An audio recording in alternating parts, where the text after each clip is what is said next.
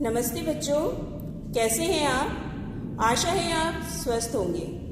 मैं आपकी हिंदी विषय की अध्यापिका नीलिमा इक्का। आज मैं आपको हिंदी में पाठ 3 ईदगाह पढ़ाने जा रही हूँ। रमज़ान के इस महीने में पूरे 30 दिन रोज़ों के बाद ईद आई।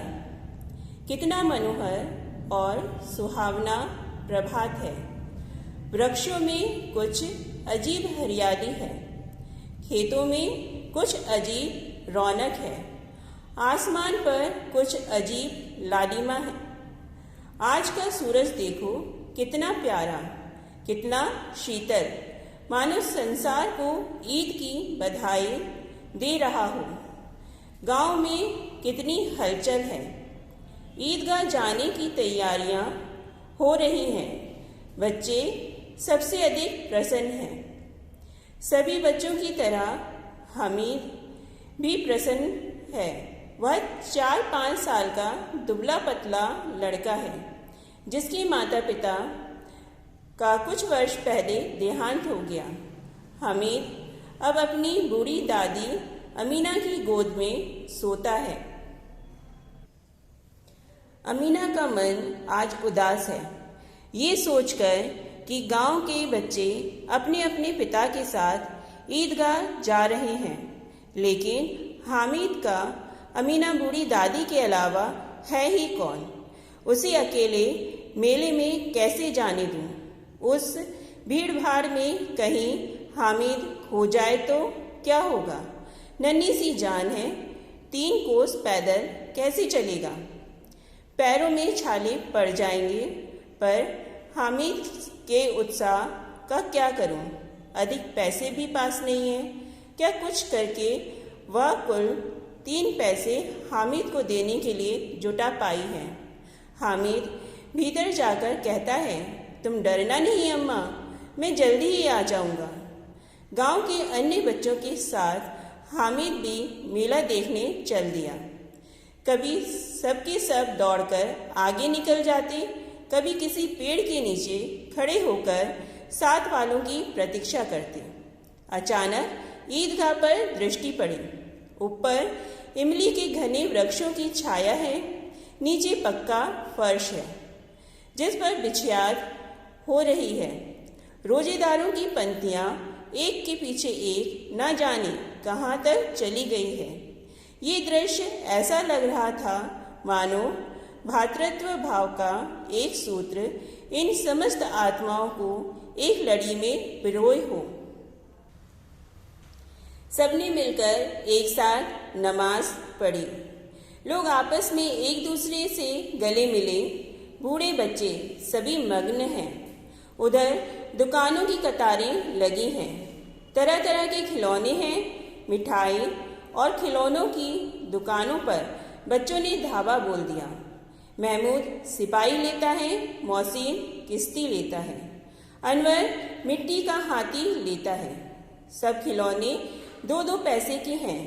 हामिद के पास कुल 3 पैसे हैं। वह इतने महंगे खिलौने कैसे ले? खिलौनों के बाद मिठाइयों की बारी आती है। किसी ने रेवड़ियाँ ली, किसी ने गुलाब जामुन। सभी मज़े से खा रहे हैं। वहीं पर लोहे की चीज़ों की भी दुकानें थीं। वहाँ पर तरह तरह के चिमटे बिक रहे थे। हामिद लोहे की दुकान पर रुक जाता है।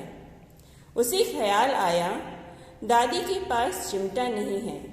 रोटियां सेकते समय दादी का हाथ जल जाता है।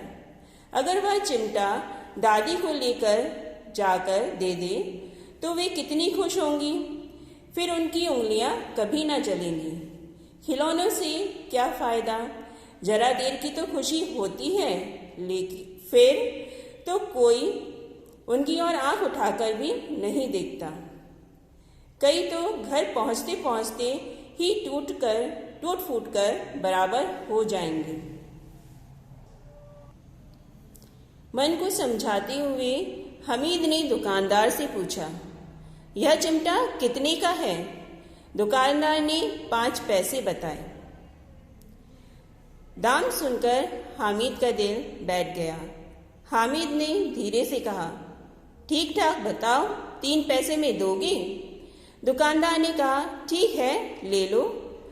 हामिद ने 3 पैसे देकर चिमटा खरीदा और चिमटा देखकर खुशी से ऐसे झूमने लगा मानो उसे कोई खजाना मिल गया है।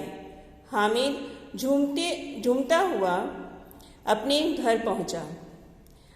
अमीना उसकी आवाज़ सुनते ही दौड़ पड़ी और उसे गोद में लेकर प्यार करने लगी।